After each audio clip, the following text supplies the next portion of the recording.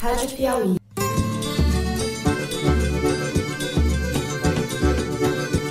Olá, sejam muito bem-vindos ao Foro de Teresina, podcast de política da revista Piauí. A pena final do réu Daniel Lúcio da Silveira é de 8 anos e 9 meses de reclusão em regime inicial fechado. Eu, Fernando de Barros e Silva, na minha casa em São Paulo, tenho o prazer de conversar com os meus amigos José Roberto de Toledo, aqui pertinho. Opa, Toledo! Opa, Fernando! Opa, Thaís! Que maneira mais gostosa de passar um feriado se não conversando com vocês. É muito bom mesmo. 21 de abril. Ele não fala em cultura, ele não fala em educação, ele não fala em ciência e tecnologia.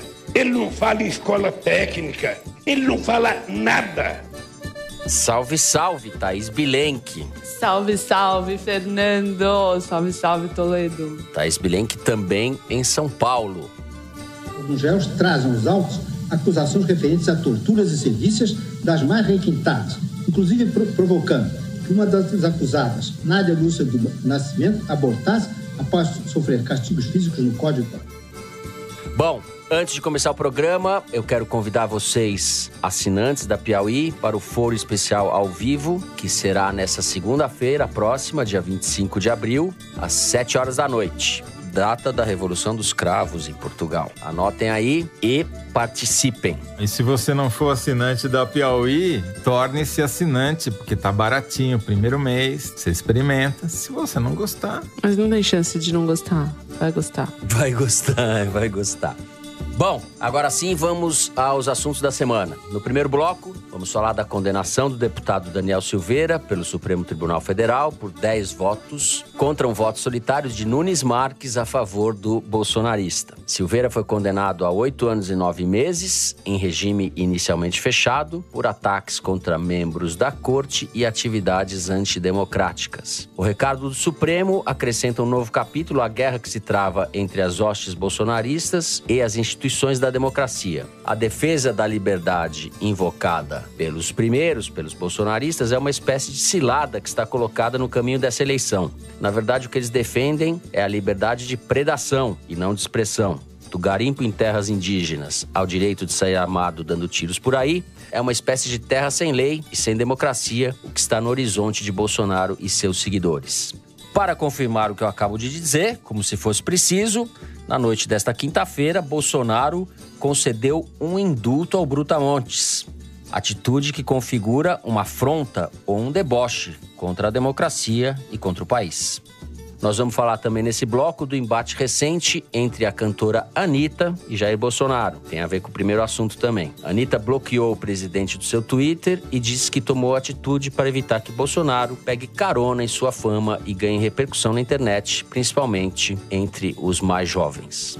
No segundo bloco, a gente fala das disputas internas na campanha de Lula. A aliança com o Solidariedade de Paulinho da Força recebeu críticas de setores do partido. Paulinho foi inclusive vaiado num evento. Setores do PT que também criticaram a estratégia de comunicação de Lula, tanto nas redes sociais como as inserções recentes na TV que ele fez. Vamos discutir em que pé está a frente ampla que Lula vai armando em torno de si contra Bolsonaro, enquanto a terceira via segue girando em círculos, com mais pretendentes a presidente do que votos para chegar lá. Por fim, no terceiro bloco, a gente fala da reabertura da discussão a respeito da tortura durante a ditadura militar. No último domingo, Miriam Leitão, jornal O Globo, divulgou áudios que lhe foram passados pelo historiador Carlos Fico, no qual integrantes do Superior Tribunal Militar discutem, em gravações dos anos 70, as torturas que eram praticadas nas dependências dos órgãos de repressão do regime. Tanto o vice-presidente Hamilton Mourão quanto o presidente do STM,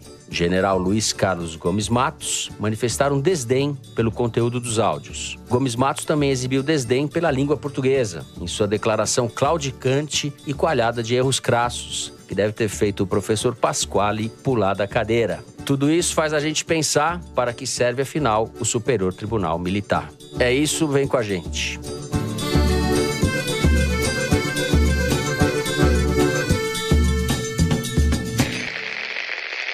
Muito bem, Thaís Bilenque. Este menino marombado, Daniel Silveira, foi condenado pelo Supremo Tribunal Federal, 8 anos e 9 meses. Ainda tem um recurso lá, que é o tal embargo de declaração, que é um recurso no qual não se revê o mérito, mas procedimentos do julgamento. Isso pode levar ainda algum tempo, mas o fato é que a sentença está decretada. É um caso bastante pedagógico nesse momento, a 6 meses da eleição, certo, Thaís? Certo, e ele ainda perde o mandato, né? Eu não consigo deixar de lembrar do café da manhã que eu tomei com esse cidadão na casa dele, no apartamento funcional em Brasília, muito mal disfarçado. Mas enfim, isso é outra história que a gente não faz nessa vida para ganhar o leitinho das crianças, hein, Thaís? Exatamente. Tem que ter... Eu não consigo deixar de pensar nas cenas que eu vi, mas enfim. Não, mas você relatou essas cenas numa memorável esquina na revista Piauí que os leitores deveriam ir lá procurar para ler, porque vale a pena. O deputado marombado, exatamente. Tem lá um pouquinho de quem é Daniel Silveira. Já tinha sua fama, mas agora a fama escalou. Ele já tinha rasgado a placa da Marielle. E se elegeu por isso. Sim. E sobre o que a gente vai falar agora teria uma votação muito superior se pudesse disputar, se não perdesse os direitos políticos. Uhum. E é sobre isso que eu quero falar nesse bloco. O Supremo Tribunal Federal tratou esse caso como um caso pedagógico, com um empenho especial do relator Alexandre de Moraes, justamente porque eles sabem que o Daniel Silveira tem mandato, tem visibilidade e precisava ter uma punição, porque tem muita gente, peixe pequeno, peixe médio, peixe grande, fazendo o que ele faz. Então eles quiseram dar esse tom, esse caráter, além de, obviamente, enquadrá-lo nos crimes que ele foi enquadrado. Não estou dizendo que só era pedagógico, não. Porque existe uma rede bolsonarista que atua como o Daniel Silveira, e nessa rede o Daniel Silveira era só mais um, talvez nem de perto mais importante. Bom, uma notícia muito grave, urgente, na noite de quinta-feira, nos obriga a gravar uma atualização. O Bolsonaro publicou um decreto para perdoar o deputado Daniel Silveira com o objetivo de anular a decisão do Supremo a pretexto de defender a liberdade de expressão. O presidente da República tem o poder, tem a prerrogativa de conceder indultos a condenados. O Supremo, contudo, tem o poder de anular o indulto se o considerar inconstitucional, o que, nesse caso, não acalmaria os ânimos e sim os acirraria. Isso quem explica é a Heloísa Machado, professora de Direito da Fundação Getúlio Vargas, num artigo publicado no site da Piauí. Seu colega Rafael Maffei levanta outro ponto. O perdão de Bolsonaro pode livrar Silveira da cadeia, mas e os seus direitos políticos? Serão suspensos, como previsto pelo Supremo inicialmente, ou mantidos? Se forem suspensos, seria uma saída negociada para reduzir os danos, pelo menos na esfera jurídica.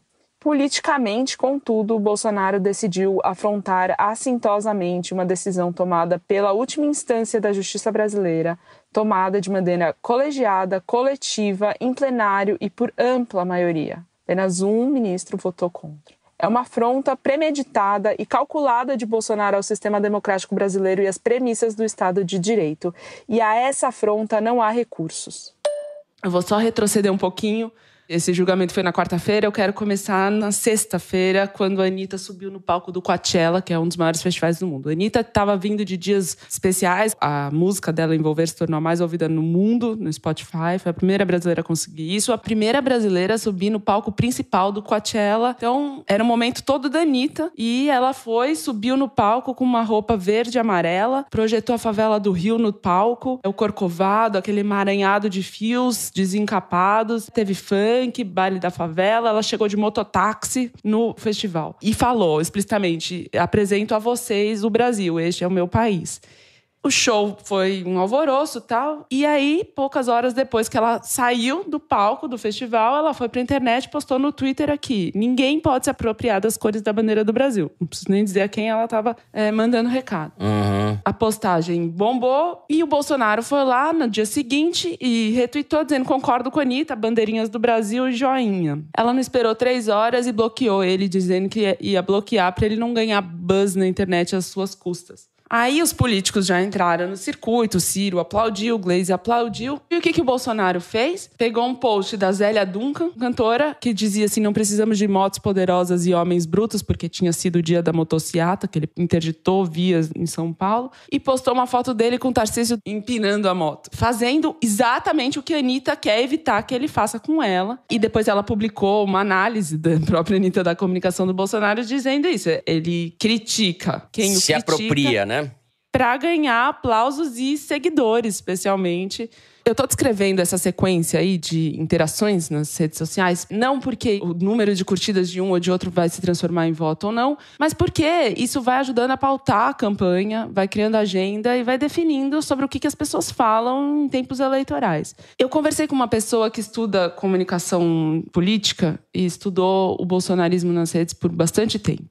E acho muito didático explicar como é que o bolsonarismo funciona e onde que o Daniel Silveira entra nessa história. Eles têm alguns conceitos muito claros das redes bolsonaristas. Primeiro, a intensidade. Publica o tempo inteiro. Antigamente, antes do bolsonarismo, trabalhava-se muito com campanhas. Você não tinha muita comunicação, aí você vinha com uma campanha, depois parava a comunicação. Agora não, é polêmica para tirar combustível o tempo inteiro, então ele não para de publicar. É muito volume. A distribuição é outro elemento chave, porque ela é absolutamente capilarizada, ele tem um ecossistema pulverizado, com alcances que vão muito longe, porque você tem mini subgrupos, subgrupo. E esses pequenos influenciadores, um youtuber com 15 mil seguidores em Guarulhos é recompensado com um repost do Carluxo, por exemplo, ou com uma reunião no Palácio do Planalto, ou até monetizando o canal dele. Então, eles conseguem chegar em públicos muito específicos e o que eles fazem, e esse é um terceiro elemento, é picotar muito as mensagens e fazer mensagens muito específicas para públicos muito específicos. E aí entra a questão do aborto do Lula, porque o Bolsonaro trabalha muito com o eleitorado conservador, que tem dentro desse eleitorado grupos que têm ojeriza ao aborto e pegam essas mensagens, retiram pequenos trechos das falas do Lula sobre aborto, fazem memes, fazem vídeos muito específicos para o zap da senhorinha da cidade tal e tal e manda especificamente para aquele grupo. E por fim, o que o bolsonarismo tem de importante é uma capacidade de reação muito rápida nas redes, uma hierarquia, né? Aqueles perfis que postam e mandam mensagem para esse exército de pequenos influenciadores e robôs, nem se fale, para poderem passar. E como que eles têm essa capacidade tão rápida e eficiente de resposta? Porque eles estão construindo respostas e narrativas, para usar a expressão, desde 2016, desde antes da campanha de 2018, simplificando tudo. Então, por exemplo, um artista como Caetano Veloso faz uma crítica. Rouanet, essa é a resposta que eles vão dar e batem em cima da tecla da Rouanet. Todo mundo bate em cima da tecla da Rouanet porque já sabem o que falar. O que essa pessoa com quem eu estava conversando nota? O Lula entra nessa campanha de 2022 com o mesmo tipo de discurso, de retórica de antes, que é: eu vejo você, eu entendo o seu problema, eu sou como você e eu tenho aqui uma solução para o seu problema. E o Bolsonaro entrou, desde que ele entrou na cena nacional, com um discurso assim: eu vejo você, eu sei qual é o seu problema, eu sei quem causou o seu problema e eu vou destruir essa pessoa. Então ele é um presidente de oposição que ajuda a explicar por que ele pode não governar, atrapalhar, ser responsável pela calamidade que é a pandemia no Brasil e todas as outras das quais a gente sempre fala e continuar tendo um certo apoio, continuar tendo força. Muito bem. Eu acho que a Thaís inventou esse personagem com que ela está falando, que ela não declinou o nome, e é tudo ideia dela isso daí. Por modéstia, ela está falando que ouviu de uma pessoa, tem né, gente Zé? que passou anos debruçado sobre isso, eu não seria capaz. E daí disso que você descreveu muito bem, vem o efeito extenuante do bolsonarismo, que é uma coisa que vai exaurindo as pessoas. É uma máquina realmente infernal, é uma coisa que esgota fisicamente qualquer pessoa que se debruça sobre isso durante um período. Toledo, quando a Thaís falou Carluxo, eu vi que você acendeu aí. Exatamente. Como diz o Leonardo Barchini, da Arquimedes, o Carlos Bolsonaro, ou a pessoa anônima que manda no Carlos Bolsonaro, é o melhor marqueteiro de redes em atividade no Brasil. Ele faz tudo isso que a Thaís descreveu e ele tem uma capacidade que ninguém mais tem, principalmente na oposição, que é a capacidade de coordenar os influencers digitais, da pauta, da narrativa, das pausas, ou seja, os silêncios, aquilo onde você não deve se meter. E ele consegue fazer isso com maestria. Sem fazer, mas já fazendo a metáfora óbvia, ele é o melhor tangedor de gado que já nasceu no Brasil, entendeu? Ele ou a pessoa que o comanda. Descendo um pouco mais a detalhes sobre isso que a Thaís falou, e pegando o gancho da Anitta ter bloqueado o Bolsonaro, apesar dela involuntariamente ter broxado o brocholão com essa história, porque, obviamente, o Bolsonaro foi fazer a motociata em São Paulo e depois veio com esse tweet de carona na Anitta, porque o assunto, então, era Viagra de graça para os oficiais do Exército, né? Brocholão lançado pelo Fernando, foi a palavra mais associada ao Foro de Teresina passado. Então ele matou o broxolão ali. Parou-se de falar de Viagra e próteses penianas para militares e começou-se a discutir a Anitta e a motociata, etc, etc. Claro que o Carlos não é o Carlos, só ele, é um gabinete, né? Mas eles são muito competentes e são muito competentes há muito tempo. O fato de serem competentes há muito tempo e nunca pararem, para eles a campanha é permanente, eles não baixam a guarda, não baixam a intensidade nem um pouco quando acaba a eleição. É tipo a revolução permanente do Trotsky aplicada às redes, né?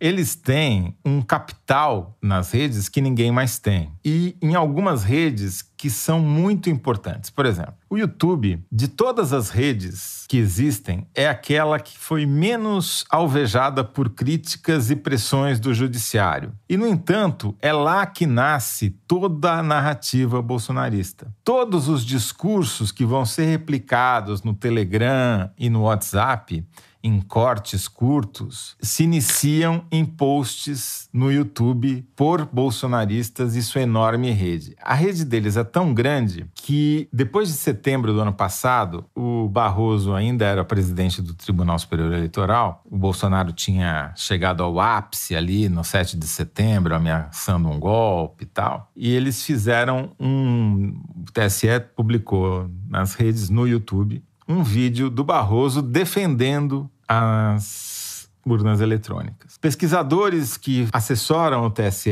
acadêmicos especializados em rede, mostraram ao Barroso qual foi a repercussão desse post dele no YouTube. Basicamente, acontecia o seguinte, você assistiu o post do Barroso e daí apareciam 10 vídeos recomendados que já começavam automaticamente ao final do vídeo do Barroso falando mal da urna eletrônica contra a urna eletrônica. Ou seja, eles conseguiram tal domínio que mesmo quando você fala mal do Bolsonaro, você ajuda o Bolsonaro, que foi o que a Anitta fez involuntariamente. Por isso que ela agiu melhor quando ela bloqueou o Bolsonaro, porque o único jeito de você barrar é você não falar, é você não mencionar, porque os algoritmos das redes funcionam desse jeito, especialmente o algoritmo do YouTube, que te entrega não apenas aquilo que você já viu no passado, mas entrega também aquilo que está sendo muito visto e discutido naquele momento. Por conta disso, há um certo pânico aí no ar, principalmente nas esquerdas, que acordaram para sua incapacidade e incompetência nas redes, achando que o Bolsonaro vai papar a eleição por causa das redes. Mas não é bem assim, tá? Eu acho que o que precisa ser pontuado agora é uma mudança que talvez pouca gente tenha se dado conta, que está em curso e que, de certa maneira, já aconteceu, que é o bolsonarismo 2.0. E vou dar 2 exemplos do que é o bolsonarismo 2.0. O primeiro, que a turma despirocada dos olavistas está cada vez mais em baixa. Os Alan dos Santos da vida, os seguidores do Olavo de Carvalho, falecido, os amadores, meio palhaços, assim, foram substituídos por jornalistas profissionais da Jovem Pan, entendeu? Então, hoje, no YouTube, o Pingo nos Is é o maior, talvez, propagador das narrativas bolsonaristas. E isso muda a qualidade do discurso, muda a forma do discurso e passa, talvez, a atingir um público que esses despirocados não conseguiam atingir de tão despirocados que eram. Essa aparência de jornalismo sério, o formato, tem mais chance de alcançar um público mais amplo, que é o que o Bolsonaro está visando agora. O Bolsonaro deixou de visar apenas a sua militância e está tentando pegar aquele eleitor que já votou nele e que hoje está declarando voto no Lula. E aí entra o segundo ponto, que é, após 8 meses de convivência com o Ciro Nogueira no Palácio do Planalto, Ciro Nogueira, ex-presidente do Progressistas, senador licenciado pelo Piauí e grande operador do Arenão, que ministro da Casa Civil tem chamado de Centrão, e por acaso ministro da Casa Civil há 8 meses, que tem a chave do cofre, mais do que o Paulo Guedes ainda, sobre o orçamento da União, o Bolsonaro está parindo uma nova persona depois desses 8 meses de convivência, que é uma persona que se quer fazer parecer mais moderada, mais controlada, mais comedida, com alguns arroubos, mas muito pontuais e com objetivos muito específicos, em geral, contra a justiça eleitoral, para desacreditar a justiça eleitoral, e principalmente extremamente generoso com dinheiro público, tanto para beneficiários do Bolsa Família, quanto principalmente para deputados e senadores do Congresso Nacional, para garantir a sua estabilidade e garantir uma bancada que o apoia, que dá estabilidade política ao seu governo. Então,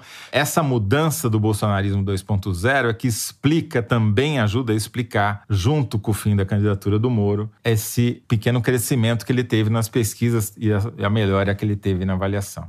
Olha, este feriado deixou vocês dois mais inteligentes do que vocês já são. Foi uma aula aqui da Thaís Toledo a respeito da nova língua bolsonarista, né? Que é infernal, realmente. Como ele usa as redes sociais e com esse complemento do Toledo a respeito dos benefícios da institucionalização, digamos assim, do Bolsonaro, né? Que é trocando, não é trocando, mas agregando esses jornalistas profissionais sobre os quais eu não tenho adjetivos, mas agregando esses caras à rede carluchesca que ele sempre teve. Enquanto isso, Fernando, o Lula, outro dia, para passar uma mensagem correta, quer dizer que as pessoas estão sentindo o empobrecimento no prato, usou um trecho de uma reportagem da Globo. E isso, assim, tem problemas não só porque eles batem muito na Globo, mas usam a reportagem da Globo para passar o recado que eles querem e o recado é acertado. É nisso que os especialistas dizem que ele tem que bater, na inflação dos alimentos.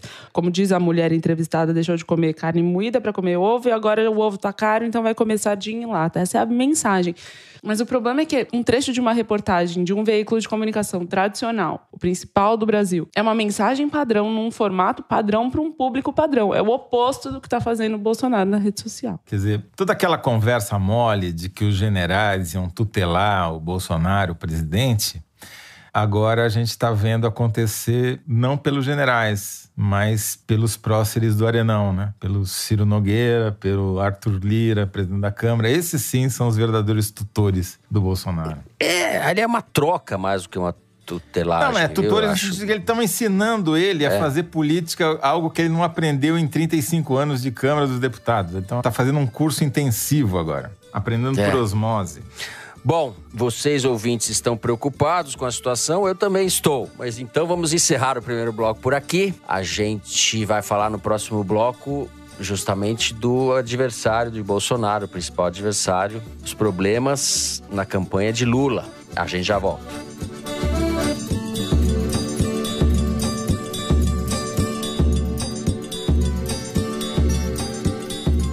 Opa! Eu, José Roberto de Toledo, vim aqui te fazer um convite. Entre no site da revista Piauí e grave uma pergunta para mim, ou para o Fernando, ou para a Thaís, respondermos durante o Foro de Teresina ao vivo, que vai ao ar nesta segunda-feira, às 19 horas. É só para assinante da revista. Mas se você não for, é uma boa oportunidade ou até uma desculpa para você assinar a Piauí. Te vejo na segunda-feira.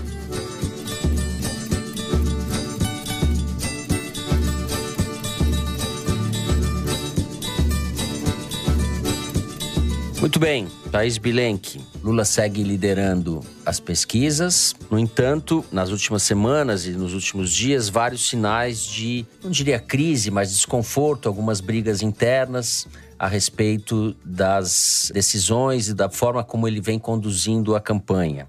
Isso apareceu em torno da discussão sobre a reforma trabalhista, em torno das declarações dele sobre o aborto. Acho que a gente pode começar discutindo por aí. Sim, teve aquela semana que ele fez essas declarações que pegaram muitos aliados de surpresa e desagradaram boa parte deles. E aí somou-se a isso a ameaça do Paulinho da Força, presidente do Solidariedade, de debandar. Foi lá, vazou o áudio dele negociando com Ciro Nogueira, depois posou com Aécio Neves e o Eduardo Leite, e aí voltou pro colo do Lula outra vez. Mas foi um susto que ele deu de perder. Perdeu um dos principais atributos que o Lula está construindo e pretende construir, que é de ter uma ampla aliança de partidos heterogêneos e que o Alckmin representa aí talvez o principal elemento disso, né? Por ser alguém com quem ele já disputou a presidência e agora estão juntos na mesma chapa.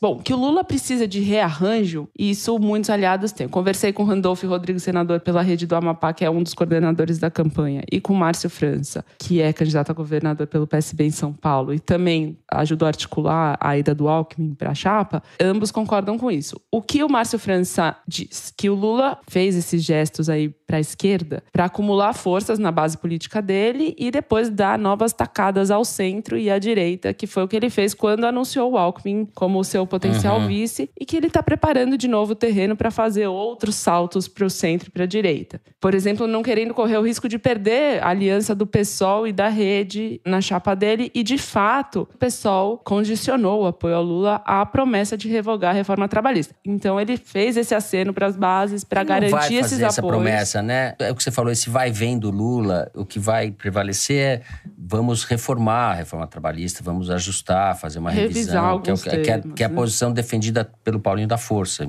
por exemplo. Que o Randolph cobra da campanha a mesma coisa, fala que é uma situação de cuidado, mas não é de desespero, e concorda que, assim, não adianta falar só com os sindicalistas, com os sem-teto, com os sem-terra e com os indígenas, que essa campanha tem que ir pra rua e precisa expandir, tem que falar com policiais militares, com evangélicos, com agronegócio. Então tem uma crítica, quem faz a agenda do Lula atualmente é Luiz Dulce, especialmente, né, que foi ministro da Secretaria-Geral do Lula, diretor do Instituto Lula, um dos principais aliados dele. Quem mais está na agenda do dia a dia do Lula? O Marcola, que é um assessor do Lula do Instituto, depois da presidência. Quando ele foi preso, se tornou carteiro do Lula. Tem uma matéria no site da Piauí sobre ele, chama o carteiro do Lula, que fazia a ponte do Lula com o mundo lá fora. Ganhou muito a confiança do Lula. Como é o nome do Marcola? Você fala Marcola, a gente lembra imediatamente não é o do PCC. Do PCC. Quem é o outro assessor que faz a agenda do Lula? O Marcola. Daí... Você já vai aparecer no Pingo nos Is, só com essa frase. Já vai aparecer no Pingo dos Is, exato. Marco Aurélio Santana Ribeiro. Marco Aurélio Santana. É Marco Aurélio, como ele era conhecido. Marcola é ela que inventou. Marco Aurélio era como ele era citado. Pode deixar tudo isso daí para mostrar como é que a gente faz esse negócio aqui.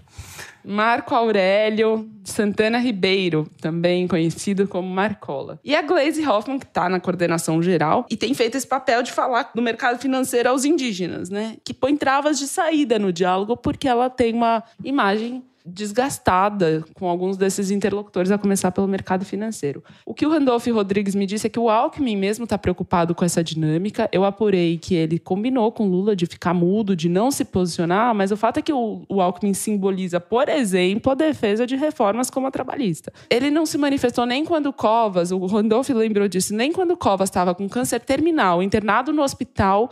A imprensa foi entrevistada e ele falou, o governador é o Mário Covas. Então agora ele não vai falar para pôr sombra no Lula, obviamente. Mas ele se preocupa, até porque ele simboliza o que o Lula não está fazendo. Até uma curiosidade sobre o Alckmin nessa campanha. O Alckmin é tão Caxias, né, que me disseram que ele tem... Bom, ele tem, como ex-governador, direito a um segurança. Só que quando ele vai a eventos políticos, encontros, reuniões, ele dispensa, porque ele não quer misturar uma coisa com a outra. Então ele vai dirigindo um HB20 sozinho, chega, dirige, estaciona, volta e toma café na padaria todo dia, como a gente sabe. E diz que ele é xingado muito, com frequência, quase todo dia, muito frio, não reage, mas que o Lula nem a isso está se expondo. E o que esses aliados dizem é que o Lula precisa começar a ir pra rua. Os aliados e os adversários, né? Porque todo o discurso bolsonarista nas redes, nesse momento, é exatamente esse, que o Lula está se escondendo, que não está indo pra rua. Ou seja, os aliados estão mais perto do Bolsonaro do que do Lula.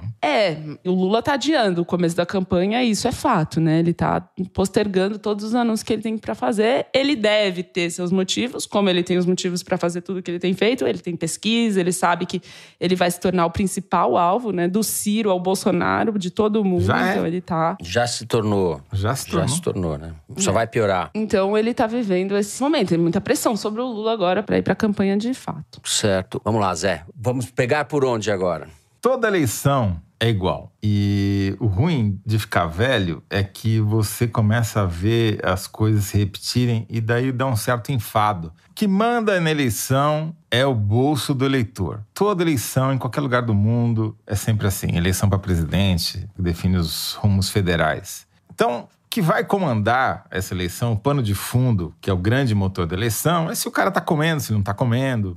Todo o resto é acessório. Claro, você pode potencializar uma vantagem com uma boa comunicação, que hoje em dia passa obrigatoriamente por uma boa comunicação de redes, que o Lula não tem, ou e você pode neutralizar em parte isso, mas você não consegue fazer o cara comer, a não ser que você dê dinheiro para ele, que é o que efetivamente o Bolsonaro está fazendo desde o final do ano passado e que está surtindo efeito. A popularidade do Bolsonaro melhorou, não é porque a comunicação do Bolsonaro melhorou. Melhorou porque ele distribuiu dinheiro para gente que não estava comendo, que passou a comer. Então diminuiu a sensação de, enfim, miséria que a pessoa vivia. Mesmo assim, com um impacto muito menor do que tiveram R$600 lá do começo da pandemia. Agora, os jornalistas têm que escrever, e aí eu não estou me referindo a um jornalista específico, mas a categoria jornalística tem que escrever sobre a campanha todo dia. Aliás, depois do advento da internet, várias vezes ao dia. Então, você precisa que alguma coisa aconteça, né? Isso provoca muito ruído na cobertura. É claro que há uma crise na comunicação da campanha do Lula. É claro que o Franklin Martins, que assumiu a comunicação do Lula numa segunda etapa do governo e foi muito importante para o Lula quando ele era presidente e que permanece fazendo esse papel até hoje, é um cara que começou a carreira dele no papel e não consegue se adaptar às novas tecnologias. Ele tem dificuldade para assimilar essas novas tecnologias.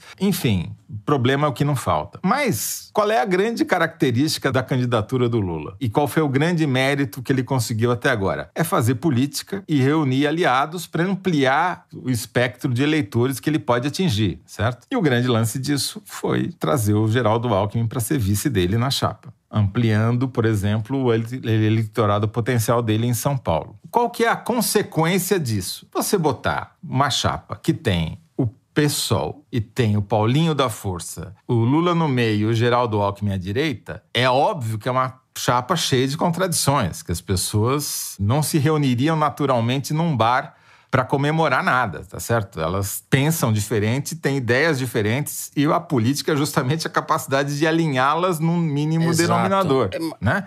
Mas você faz frente ampla como? Você faz frente ampla como? Você não faz frente ampla com o seu amigo, né? Você faz com o seu adversário. É assim que faz frente ampla, tá certo?